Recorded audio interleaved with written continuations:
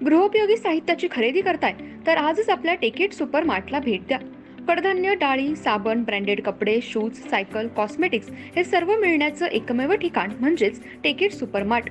5,000चे भरपूर डिस्काउंट. कमीत कमी 4,999च्या खरेदीवर 5 किलोमीटर पर्यंत मोफत घरपोच सेवा. पत्ता पंचवटी चित्रमंदिर जवळ, 332 रोड. संपर्क 92 97 97 5000.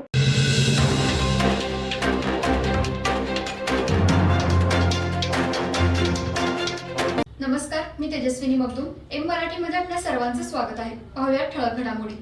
दुसऱ्या गुन्ह्यामध्ये अटक असताना दिनांक 11 सप्टेंबर 2023 रोजी लॉकअपमध्ये राऊंडअप स्प्रिंट नावाचे विषारी औषध प्राशन करून आत्महत्येचा प्रयत्न केल्याच्या आरोपातील संशयित आरोपी अक्षय अशोक कोंडुगळे यास इचलकरंजी येथील जिल्हा व सत्र न्यायाधीश श्री मंदार नेर्लेकर यांनी सशर्त अटकपूर्व जामीन मंजूर केला.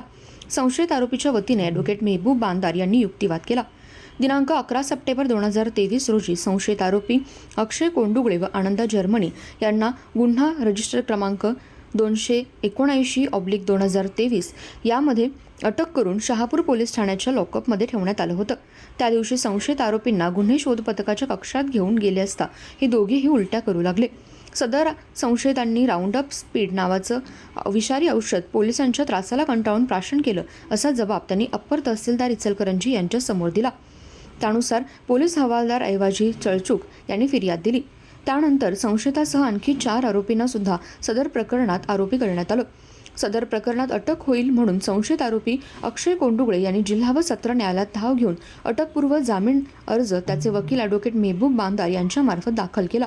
संशयिताच्या वकिलांनी कलम 309 हे घटनाबाह्य आहे, आरोपीच्या चौकशीची आवश्यकता नाही, उशिरा फिर्याद दिली आहे, तपास पूर्ण झाला आहे, हा युक्तिवाद मांडला.